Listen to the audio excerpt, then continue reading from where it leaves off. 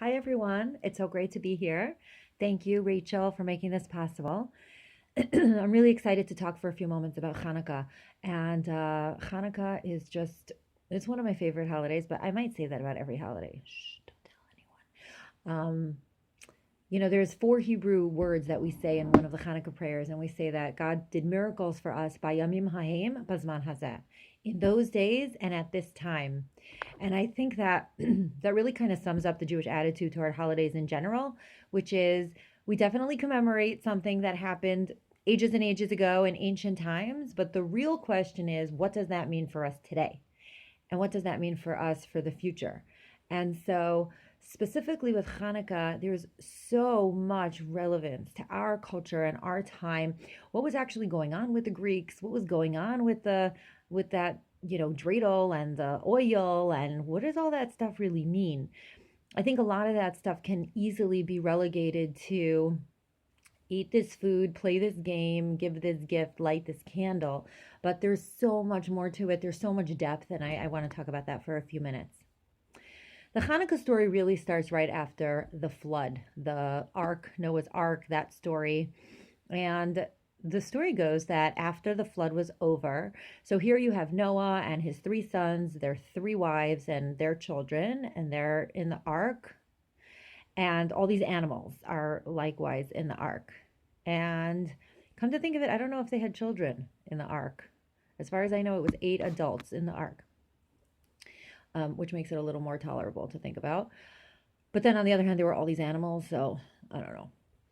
After the flood was over, the Torah tells the story, this little known blip in the story, that Noah came out of the ark and he went ahead onto dry land and he planted a vineyard. And he ate from the grapes, he made wine, and he became drunk. And he passed out in his private room in a very undignified way. He was exposed. And his three sons all reacted very differently to this. One of his sons, Ham, the Torah is unclear about exactly what happened, but there was some sort of sexual attack on his father. And the two other sons, Yafes and Shem, ended up protecting and covering and restoring their father's dignity. So Noah gives different responses to his three sons.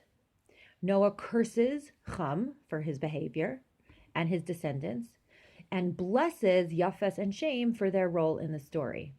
And the blessing that Noah gives to Yafes is very relevant to the Hanukkah story, and you'll soon see why. Noah says to him, Yaft Elokim liyafes. May God grant beauty to Yafes, v'yishkon ba'ahale Shem, and may he dwell in the tents of Shem, his brother. This little cryptic verse sums up the battle of Chanukah. Yafes is the progenitor of the Greek culture, one of the descendants that emanated from this nation, because you understand, the entire civilized world as we know it emanated from these three men. Noah had three sons, the entire rest of the universe was destroyed. So Yafes became the progenitor of the Greek nation and of the Greek culture. Shem became the progenitor of the Jewish people, among other Semitic cultures. And so, what does it mean, this relationship between the Greek culture and the Jewish culture is encapsulated in this little cryptic phrase? May God grant beauty to Yafes, and may he dwell in the tents of Shem. So we really have to look at what the Jewish idea of beauty is and what role it plays in the world.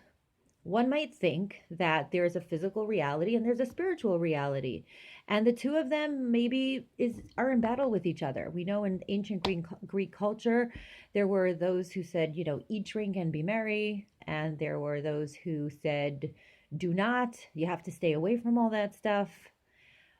But, right, we have the Stoics and the Epicureans. But the Jewish approach was always to synthesize. And not only to synthesize, but specifically to look at what other cultures had to offer and figure out if or how those things could be encapsulated into a spiritual approach. So, what we're really talking about here is the relationship between body and soul. And it's as though the physical world and everything beautiful about it, and by the way, when I'm talking about the physical world and everything that's beautiful about it, I'm talking about food, I'm talking about art and music and architecture and physical fitness, many things that we engage in today. And then there's the spiritual reality, but they're not opposites. One has to dwell in the tent of the other. We're talking about a healthy synthesis between the two, not just a symbiosis, but a relationship where it's very clear who is the boss and who is the employee. The metaphor given in one of the ancient texts is that the relationship between body and soul is like the relationship between a horse and a rider. So here you have a horse. It's a very physical being. It's brawn, it's strength, it's muscle, and it's got power. And the horse just wants to run and fly. If the horse has a rider, if the rider is skilled, then the rider will control the horse, and the rider will be able to harness all the power of the horse that the rider does not possess independently. But the rider can harness the power of the horse to go places and do things that neither one can do alone. The rider needs the physicality of the horse. The horse needs the discipline and the brains and the mastery of the rider. So the soul, the Torah tells us, comes down to this earth, and the soul wants to achieve positive things in this world. The soul wants to do good deeds. The soul wants to visit the sick and pray and cook chicken soup and give tzedakah and eat matzah and spin the dreidel and blow a shofar. But the soul can't do any of those things because the soul is not physical. So the soul needs to ride the horse. The soul needs to get into the body, and the two of them need to be in this understood relationship where the balance of power is clear. The soul has to be the boss, and the soul has to manage the unbridled physical brawn of the body. When they do that successfully, amazing things can happen that neither one of them can do alone. So here you have Greek culture. Greek culture was all about beautiful things. It was about the perfection of the human form. It was about performing Olympics in the nude, which I frankly don't understand how an athlete would be comfortable with, physically comfortable. But okay, I'm not an athlete. I work out sometimes, but that's kind of it.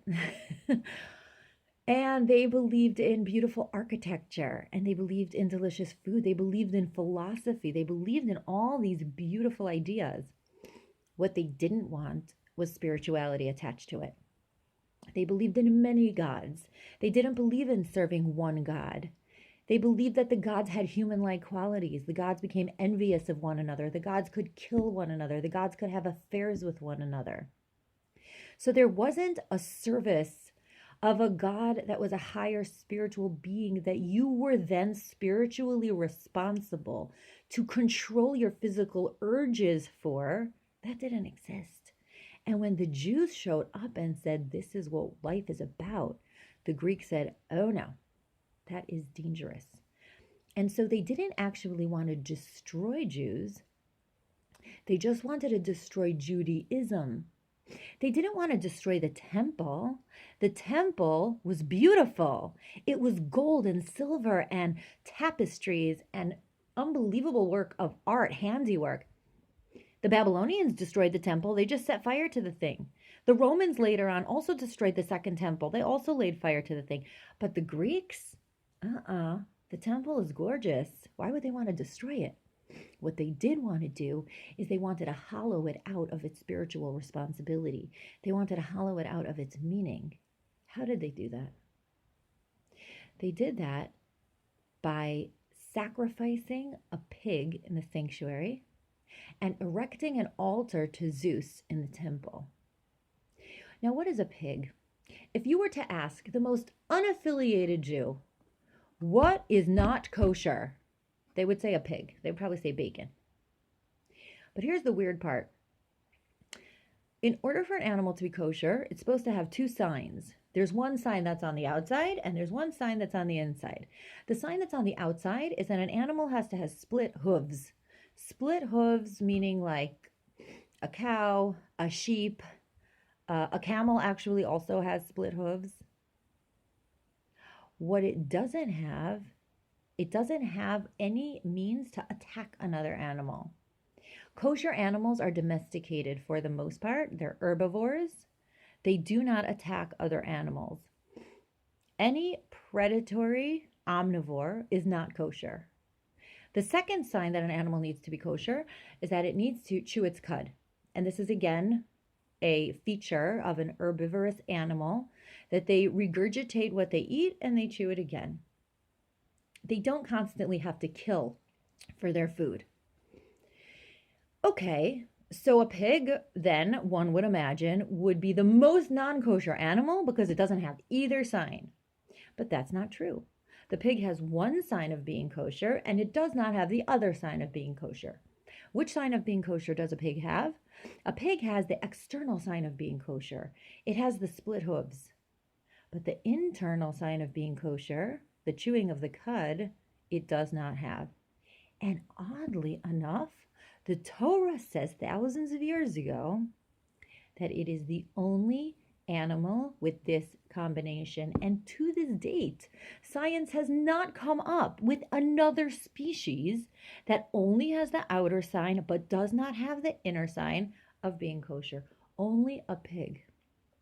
What that means is that on a symbolic level, it's almost like the pig is saying, on the outside, I am pretending to be kosher, but on the inside, I'm treif. Something that is not in consonance, the outside with the inside. Something that looks beautiful on the outside, but the inside is devoid of meaning or spirituality or significance. That's like the traifiest treif you can think of.